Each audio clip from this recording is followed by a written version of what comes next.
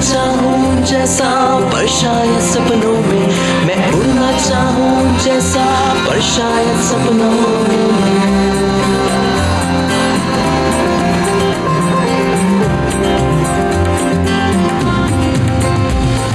सपनों की है उड़ान, कांटे बन गए फूल समान, रोक न पाए वो मुझको मुट्ठी में मेरी है आसमान।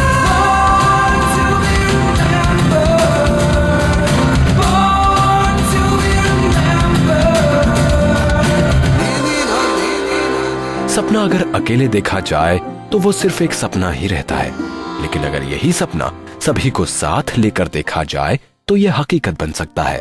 दोस्तों, आज का दिन न सिर्फ जापान के लिए बल्कि विश्व के इतिहास में अब तक का सबसे बुरा दिन रहा है, जिसे भुला पाना नामुमकिन सा है। लेकिन उस दिन हुई त्रासदी के बाद दुनिया का हर व्यक्ति शांति और अमन की उम्मीद कर रहा है। आज यानी 6 अगस्त को हर साल हिरोशिमा में पीस मेमोरियल सेरेमनी के रूप में मनाया जाता है।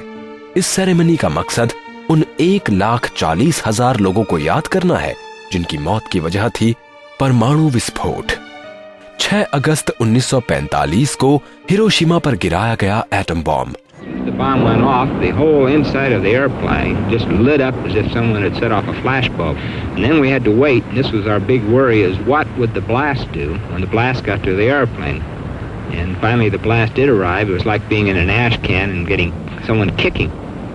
And then we crowded to the window and saw just the whole city completely covered in smoke with this very tall mushroom cloud rising from it. Peace memorial ceremony में ऐसे बहुत से लोग भी शामिल होते हैं जिन्होंने अपनी फैमिली इस घटना के बाद खो दी थी। हिरोशिमा के मेयर दुनिया के हर देश को न्यूक्लियर हथियारों पर रोक लगाने और शांति बनाए रखने का संदेश भेजते हैं। ये वही समय था जब इस शहर पर परमाणु बम फेंका गया था।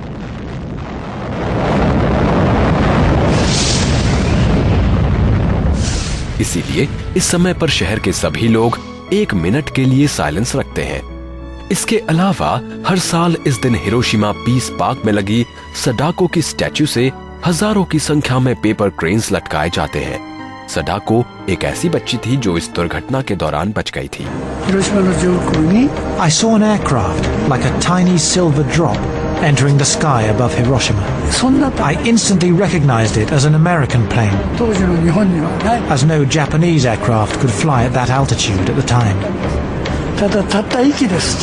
It was just one plane, so I assumed that it was passing by as usual. I was wiping the desktop.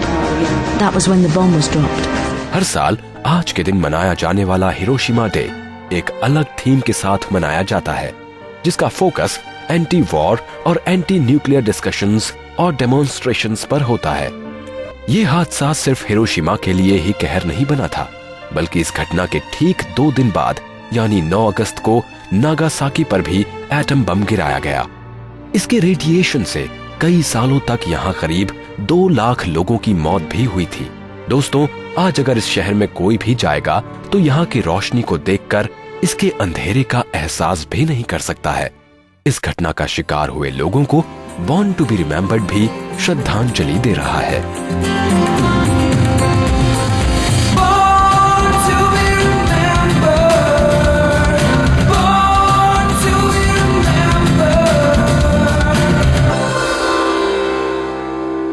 अब मैं जिस पर्सनैलिटी के बारे में आपसे बात करने वाला हूँ वो एक इंडियन है। उनका जन्म यहीं पर हुआ था, लेकिन जब वो बहुत ही छोटे थे तब उनकी फैमिली अमेरिका चली गई थी। इसीलिए कह सकते हैं कि इनके जीवन की शुरुआत भारत से हुई। ये शख्स कोई और नहीं बल्कि मशहूर फिल्म निर्माता और screen writer M night Shyamalan है, जिन्हें उनकी 6 times Oscar nominated film the sixth sense के लिए जाना जाता है। श्यामलन का जन्म आज ही के दिन 1970 में पौंडीचेरी में हुआ था। इनके माता और पिता दोनों ही फिजिशियंस थे, लेकिन उन्होंने सपना देखा एक फिल्म मेकर बनने का। And came out of the theater and I was like, that's what I'm doing for a living. So And I didn't tell my parents yet, who are both doctors, but at 12 it was all done. And started making movies, little movies. And so I was kind of at the right age, at the right time when, you know, Star Wars, Raiders of the Lost Ark, E.T., all these seminal movies of incredible artistic and entertainment value came out right when I'm so impressionable. जब श्यामलन 10 साल के थे तब ही उन्हें तोहफे में एक super 8 camera gift में मिला था, जिसका इस्तेमाल करते हुए इन्होंने 15 साल की उम्र तक 45 से भी ज्यादा शॉर्ट फिल्म्स बना डाली और 1993 में इन्होंने अपनी ग्रेजुएशन न्यूयॉर्क यूनिवर्सिटी से पूरी की। इसी बीच श्यामलन ने अपनी पहली फिल्म प्रेइंग विद एंगर न सिर्फ लिखी बल्कि उसका निर्देशन करने के साथ साथ मुख्य भूमिका भी खुद ही निभाई। ये फिल्म एक ऐसे इंडियन अमेरिकन की ऑटोबायोग्राफी थी जो भारत वापस आता है। People undertake journeys for many reasons. Some for duty, some for adventure, and some for love. I had no reasons for being here. At least none that I could understand. ये उनकी एक low budget independent feature film थी, लेकिन श्यामलन के लिए ये एक कामयाब कोशिश थी अपने नाम को पहचान देने की। और इस पहचान को बनाए रखने के लिए जल्द ही उन्होंने 1993 में अपना दूसरा screen play labour of love के नाम से प्रोजेक्ट किया। उन्होंने 1995 में इंडिपेंडेंट फिल्म स्टूडियो मिरामैक्स के साथ वाइड अवेक का स्क्रीन प्ले लिखा और इस फिल्म को डायरेक्ट भी किया। इस फिल्म के प्रोड्यूसर्स उनके पेरेंट्स थे। ये फिल्म एक ऐसे यंग लड़के की कहानी थी जो अपने दादाजी की मौत के बाद भगवान की तलाश में निकलता है। तेजी से उभरते यंग डायरेक्टर और स्क्रीन प्ले राइटर के हौसलों की उड़ान अब और तेज होने लगी थी। तीसरा डायरेक्टोरियल एफर्ट पेश किया अपनी supernatural thriller the sixth sense के साथ। ये फिल्म उनकी जबरदस्त हिट थी। उन्होंने 2000 की शुरुआत तक तकरीबन $600 मिलियन का बिजनेस कर लिया था। इस फिल्म में ब्रूस विलिस ने एक चाइल्ड साइकोलॉजिस्ट की भूमिका निभाई थी और हेले जोल ऑसमंड 11 साल का एक ऐसा बच्चा था जो हमेशा डिस्टर्ब्ड रहता है और उसकी मुलाकात भूतों से होती है। I want to tell you my secret now. I see dead people. इस फिल्म की सफलता के कारण ही इसे 6 एकेडमी अवार्ड्स के लिए नॉमिनेट किया गया। इस सक्सेस के बाद श्यामलन को उनके अगले फीचर अनब्रेकेबल के लिए $5 मिलियन मिले। हालांकि ये फिल्म बॉक्स ऑफिस पर उतना धमाल नहीं कर पाई जितना लोगों ने एक्सपेक्ट किया था, लेकिन 2002 में रिलीज हुई साइंस ने वर्ल्ड वाइड $400 मिलियन से भी ज्यादा का बिजनेस किया और 2004 में अपनी फिल्म द विलेज रिलीज की। इस फिल्म में जैक्विन फिनिक्स और ब्राइस डलास जैसी स्ट्रॉन्ग कास्ट होने के बावजूद रिव्यूज मिले जुले ही रहे। जिस वक्त नसीब साथ नहीं होता ना, उस वक्त आपकी मेहनत का रंग सामने नहीं आ पाता है और इन दिनों श्यामलन का टाइम भी सही नहीं चल रहा था। इसीलिए 2006 में आई उनकी अगली film lady in the water को सभी ने क्रिटिसाइज किया। अपने पर्सनल एक्सपीरियंस के इस हॉरर से बाहर आने के लिए श्यामलन ने 2008 में वापसी की। फिल्म का नाम था द हैपनिंग। इस फिल्म ने पहले ही वीक में $30 मिलियन से ज्यादा का कारोबार किया। इस फिल्म से मिले फाइनेंशियल सपोर्ट के बाद श्यामलन ने द लास्ट एयरबेंडर को डायरेक्ट किया।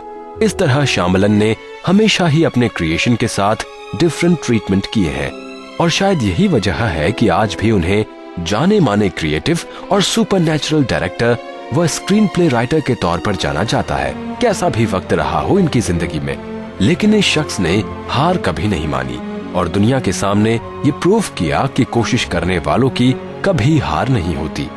मनोज श्यामलन के इस डेडिकेशन को आज हमारी पूरी टीम भी सैल्यूट करती है। Born to be remembered. Born to be remembered. दोस्तों, पूरे सोलर सिस्टम में पृथ्वी ही एक ऐसा ग्रह है जो यूनिक और रेयर है। वो इसलिए क्योंकि यहाँ जीवन है और इसे सपोर्ट करने वाले सभी जरूरी एलिमेंट्स भी। पृथ्वी पर मौजूद पानी भी एक ऐसा ही एलिमेंट है जिसके बिना हमारा एग्जिस्टेंस संभव ही नहीं है। तो आइए अब एक ऐसे ही शख्स के बारे में बात करते हैं जिसने अपनी लाइफ ऐसे ही कार्यों को करने में लगा दी। प्रकृति से प्रेम की भावना के कारण ही इन्हें जल पुरुष और वाटरमैन ऑफ राजस्थान के नाम से भी जाना जाता है। आज ही के दिन जन्मे जल पुरुष यानी राजेंद्र सिंह को खास तौर पर चेक डैम्स की मदद से वाटर हार्वेस्टिंग करने के लिए पहचाना जाता है। देखिए, ऐसा होता है कभी कभी कुछ मन और मानस जिनमें कुछ सामाजिक उतुप, जिनको सोशल टिश्यू कहते हैं, वो कुछ अलग से होते हैं। मैं बचपन में ही जब अपने गांव में रहता था तभी मुझे पेड़ों से और प्रकृति से अथाह प्यार था, और उस वक्त मेरे फादर नहीं चाहते थे कि मैं खेती में रहूं और मैं ये काम करूं यहाँ, लेकिन मेरा मन हमेशा, मैंने देखा कि उसमें और गरीब परिवारों के साथ और जो सबसे पिछड़े थे, दलित थे, उनके साथ खेलने और उनके साथ रहता था। राजेंद्र जी सन 1985 से तरुण भारत संघ यानी TBS नाम से एक NGO चला रहे हैं। इस संस्था ने राजस्थान के अलवर डिस्ट्रिक्ट में कई नदियों और झरनों के पानी को एकत्र करने के लिए जोहाड़ की शुरुआत की। जोहाड़ नेचुरल तरीके से बनाए जाने वाले रेन वाटर स्टोरेज टैंक्स होते हैं। राजेंद्र जी का मानना है कि बिना पानी के विकास की राह आसान नहीं है, और उनकी कोशिशों का ही नतीजा है कि राजस्थान की जो नदियां सूख चुकी थीं, आज उनमें फिर से पानी है। ऐसी ही 5 नदियां हैं जो आज फिर से जीवित हो पाई हैं। इनमें से अरावरी तो ऐसी नदी है जिसमें अब 12 महीने पानी रहता है, और इसीलिए अरावरी को 1995 में इंटरनेशनल रिवर प्राइज का खिताब भी दिया गया था। वर्ष 2002 में उन्होंने राष्ट्रीय जल यात्रा यानी नेशनल वाटर मार्च की शुरुआत की। इस यात्रा में उत्तरी और दक्षिणी राज्यों की करीब 144 रिवर बेसिन को शामिल किया गया था। इस पूरे कार्यक्रम का मुख्य उद्देश्य नदियों को आपस में जोड़ने के बजाय लोगों को नदियों से जोड़ना था। राजस्थान के दूर दराज वाले गांवों तक पानी की पहुंच को कामयाब करने के लिए इन्होंने पानी पंचायत बनाई। गांव वालों के सहयोग से वो कोने कोने में पानी के संरक्षण की जरूरत को समझा पाने में कामयाब रहे कि ये जो बारिश का पानी है, यदि इसको पकड़ लेंगे तो दोबारा हमारे कुएं पानीदार बन जाएंगे और हम खेती करने लगेंगे। और जो हमारा गांव उजड़ गया है, ये जो लाचार, बेकार, बीमार बन के गाँव अब भटक गए हैं शहरों में, शहरों की मलिन बस्तियों में जाके रहना मजबूरी हो गया, वो दोबारा से हम लोग खेती करके समृद्ध बन जाएंगे। बस 1985 में मैंने गोपालपुरा गांव में पहला ये जो बादलों से निकला पानी का बूंदे हैं, इन बूंदों को पकड़ के तालाब बनाने का काम शुरू किया। उनके प्रयासों के कारण ही अब गांवों के लोग खुद से जोहाड़ बनाने लगे हैं। 2006 में उन्होंने गंगा नदी की प्रमुख धारा भागीरथी पर बनाए जाने वाले विवादित लोहारिंग पाला हाइड्रो प्रोजेक्ट को रोकने में भी खास भूमिका निभाई थी। पानी के साथ साथ राजेंद्र जी ने जंगलों और यहाँ रहने वाले जीवों के संरक्षण की दिशा में कई महत्वपूर्ण कदम उठाए हैं। इसी कार्यक्रम के तहत 1986 में राजेंद्र जी ने पेड़ बचाओ पेड़ लगाओ पद यात्रा भी शुरू की थी, जो कि हर साल मॉनसून सीजन में अलग अलग गांवों में 40 दिनों तक आयोजित की जाती है। सबसे कमाल की बात तो ये है दोस्तों कि ये यात्रा समाप्त होती है ठीक रक्षाबंधन वाले दिन, और इस दिन सभी लोग इन पेड़ों को राखी बांधते हैं, जो कि पेड़ों के प्रति उनकी आस्था को जाहिर करता है। जंगलों को बचाने के साथ साथ राजेंद्र सिंह जी ने मेडिसिनल प्लांट्स को बढ़ावा देने की कई कामयाब कोशिशें भी की है, जिसका मकसद देश की हेल्थ सर्विसेज को इम्प्रूव करना और अपने आप को सेल्फ सफिशिएंट बनाना है। उनके द्वारा शुरू की गई अरावली बचाओ यात्रा में हजारों लोगों ने हिस्सा लिया था, और इसी का नतीजा था कि राजस्थान सरकार को पूरे राज्य में करीब 1000 माइंस को बंद करना पड़ा। प्लैनेट और एनवायरनमेंट को बचाने में इनके योगदानों को गिना जाना थोड़ा मुश्किल है, लेकिन फिर भी 1994 में भारत सरकार ने TBS को इंदिरा गांधी एनवायरनमेंट अवार्ड से नवाजा, और 2001 में कम्युनिटी लीडरशिप के लिए राजेंद्र सिंह को रेमन मैग्सेसे अवार्ड दिया गया। 2008 में द गार्डियन ने इन्हें 50 लोगों की उन फेहरिस्त में शामिल किया जिनमें धरती को बचा सकने की ताकत रखने वाले लोग मौजूद हैं। आज वो राजस्थान के लोगों के असली हीरो होने के साथ साथ देश के हीरो भी बन गए हैं। आज बॉर्न टू बी रिमेम्बर्ड की पूरी टीम इस शख्स के हौसलों को सलाम करती है और इन्हें जन्मदिन की ढेर सारी शुभकामनाएं देती है। Born to be remembered. Born to be remembered.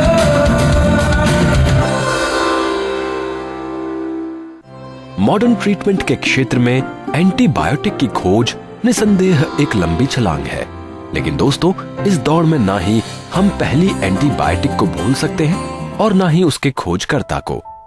Penicillin विश्व की पहली एंटीबायोटिक है जिसकी खोज 1928 में की थी महान साइंटिस्ट अलेक्जेंडर फ्लेमिंग ने। अलेक्जेंडर फ्लेमिंग का जन्म आज ही के दिन 1881 में स्कॉटलैंड में हुआ था। उन्होंने अपनी एजुकेशन मेडिसिन में ही की और पहले विश्व युद्ध में एक फिजिशियन और बैक्टीरियोलॉजिस्ट के तौर पर काम करने लगे। फ्लेमिंग अपनी लैब में घायलों में होने वाले इन्फेक्शन पर स्टडी कर रहे थे। इसी बीच उन्होंने पहले से इस्तेमाल होने वाली एंटीसेप्टिक से होने वाले नुकसान की खोज की। उन्होंने बताया कि इस दवा से नुकसान ज्यादा और फायदे बहुत कम हैं। सैनिकों के घावों पर इस एंटीसेप्टिक का इस्तेमाल करने से उनकी मौत इन्फेक्शन से होने वाली मौत से भी पहले हो जाती है और ऐसा इसीलिए होता है क्योंकि ये दवा बॉडी के इम्यूनिटी एजेंट्स को खत्म कर देती है। युद्ध समाप्त होने के बाद फ्लेमिंग 1918 में वापस आ गए और सेंट मैरीज इनऑक्यूलेशन डिपार्टमेंट के असिस्टेंट डायरेक्टर बन गए। इसके बाद 1928 में वो लंदन यूनिवर्सिटी में प्रोफेसर ऑफ बैक्टीरियोलॉजी और 1948 में एमेरिटस प्रोफेसर ऑफ बैक्टीरियोलॉजी बने।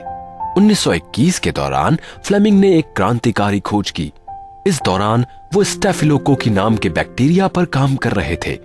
एक सुबह जब वो लैब में पहुंचे तो देखा कि बैक्टीरिया कल्चर की प्लेट पर थोड़ा सा फंगस लग चुका है और खास बात जो उन्होंने देखी वो ये थी कि जितनी दूरी पर ये फंगस लगी हुई थी उतनी जगह में मौजूद बैक्टीरिया नष्ट हो गए थे। अब फ्लेमिंग ने इस फंगस पर अपनी रिसर्च और बढ़ा दी और पाया कि ये बैक्टीरिया को मारने में पूरी तरह कारगर है। शुरुआत में फ्लेमिंग ने इस खोज को मोल्ड जूस नाम दिया, लेकिन बाद में इसे बदलकर पेनिसिलिन कर दिया। Allied casualties in Normandy received the most expert medical care science can provide. Two modern treatments, penicillin and blood transfusion, have cheated death in thousands of cases. Penicillin पर अपनी खोजों को और आगे बढ़ाते हुए फ्लेमिंग ने पाया कि ये antibiotic scarlet fever, pneumonia, meningitis और डिप्थीरिया जैसी बीमारियों पर भी कारगर है। हालांकि शुरुआत में उनकी इस खोज पर ज्यादा ध्यान नहीं दिया गया, जिसकी वजह ये थी कि एक तो इस फफूंद को उगाना ही बड़ा मुश्किल था और इससे ज्यादा मुश्किल था इसमें से एंटीबायोटिक एलिमेंट को अलग करना। फ्लेमिंग ने इन कमियों को दूर करने की बहुत कोशिश की, लेकिन वो पूरी तरह से कामयाब नहीं हो पाए। पर अब तक दूसरे वैज्ञानिकों के सामने एक रास्ता तो तैयार हो ही चुका था। इसीलिए ऑक्सफोर्ड में इस पर नए रिसर्च शुरू किए गए, जिसके बाद हॉवर्ड फ्लोरे और उनके साथी अर्नस्ट चेन ने प्योरिफाइड पेनिसिलिन को सॉल्यूशन में से अलग करने का तरीका खोज निकाला और इस दवा का उपयोग दूसरे विश्व युद्ध के दौरान बहुत बड़े स्तर पर किया गया। इस तरह पेनिसिलिन की खोज और इसे लोगों तक पहुंचाने के लिए फ्लोरे, चेन और फ्लेमिंग तीनों को ही एक साथ 1945 में नोबेल पुरस्कार से नवाजा गया। इसके साथ ही उन्हें करीब 30 यूरोपियन और अमेरिकन विश्वविद्यालयों की डॉक्टरेट डिग्री से भी सम्मानित किया गया। उनका सफर हमेशा ह्यूमैनिटी के लिए यूं ही चलता रहा और 11 मार्च 1955 में हार्ट अटैक की वजह से उनकी मृत्यु हो गई। 1999 में टाइम मैगजीन ने उन्हें 20वीं सदी के 100 प्रभावशाली लोगों में शामिल किया। आज पूरा मेडिकल वर्ल्ड उनकी इस खोज का शुक्रगुजार है। Born to be remembered. Born to be remembered. दोस्तों अब बात करते हैं एक ऐसी फेमस पर्सनैलिटी के बारे में जो न सिर्फ एक्स्ट्रा टेरेस्ट्रियल बीइंग्स पर बिलीव करते हैं बल्कि इसके लिए क्लेम भी कर चुके हैं। एक्स्ट्रा टेरेस्ट्रियल बीइंग्स धरती के बाहर यानी अंतरिक्ष में बसे हुए जीव हैं, जिसका अब तक कोई भी साइंटिफिक प्रूफ नहीं है। कई तरह के करियर में अपनी किस्मत आजमाने वाले पॉल हेलियर का जन्म आज ही के दिन 1923 को वाटरफोर्ड में हुआ था। 1949 में पॉल यंगेस्ट कैबिनेट मिनिस्टर के रूप में चुने गए थे और इसके बाद ये एक के बाद एक सीनियर पोस्ट पर पहुंचते चले गए।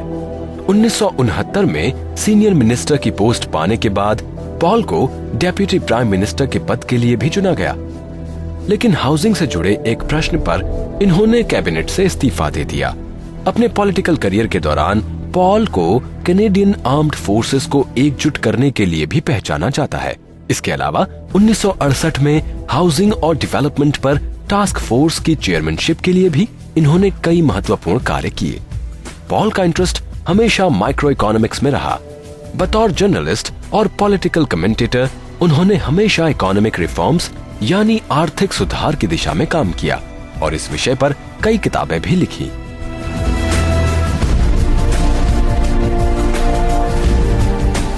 Paul is a man of many interest और शायद इसी वजह से उनके विचार हमेशा क्लासरूम की दीवारों से बाहर तक रहे।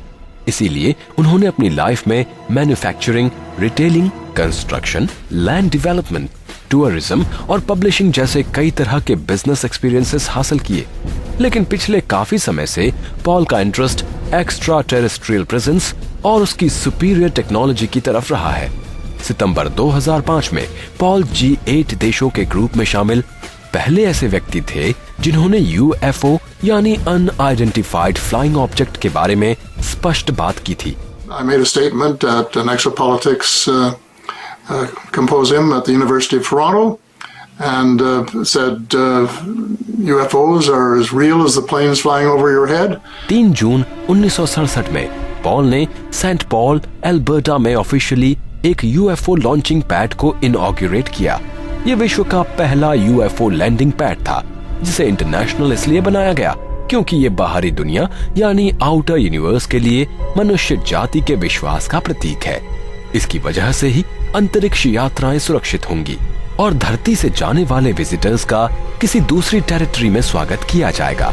अपनी इसी सोच के आधार पर पॉल ने हमेशा अंतरिक्ष में हथियारों के इस्तेमाल का विरोध किया है और सितंबर 2005 में उन्होंने इस बात की घोषणा भी की थी कि कुछ UFO हमने बनाए हैं जबकि कुछ की ओरिजिन एक्स्ट्रा टेरेस्ट्रियल है। रिसेंटली पॉल ने फेमस साइंटिस्ट स्टीफन हॉकिंस की एलियन से जुड़ी बात पर कुछ स्टेटमेंट्स भी दिए थे। स्टीफन ने एलियन के धरती पर आने को खतरा बताया था, जबकि पॉल ने कहा कि वो पहले भी यहाँ आ चुके हैं और सिर्फ आए ही नहीं हैं, बल्कि उन्होंने हमारी टेक्नोलॉजी डेवलपमेंट में मदद भी की है। And these are the things people have been searching for forever. It's sort of like making gold out of lead, which from what I know of the extraterrestrials secondhand from people who have talked to them and visited them and been abducted by them, they want us to save our planet. They would give it to us if the United States Air Force would stop shooting at them. But we've got to persuade the Americans that we don't want a world where somebody's got to master the world by armed force. We want a world where we change our priorities and get rid of these huge defense expenditures and use the money to provide food and shelter and education and clothing for people that don't have any. A different kind of world altogether than what we've had. तो अब अपने दोस्त संदीप भट्ट को दीजिए अनुमति। नमस्कार। मैं बनना चाहूँ जैसा पर शायद सपनों में, मैं उड़ना चाहूँ जैसा पर शायद सपनों में।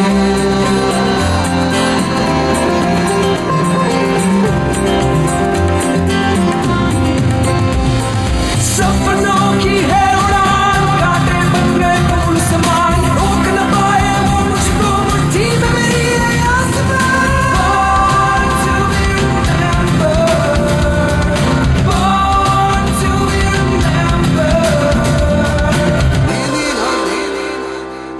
इस कार्यक्रम के कार्यकारी निर्माता जैनेंद्र सिंह,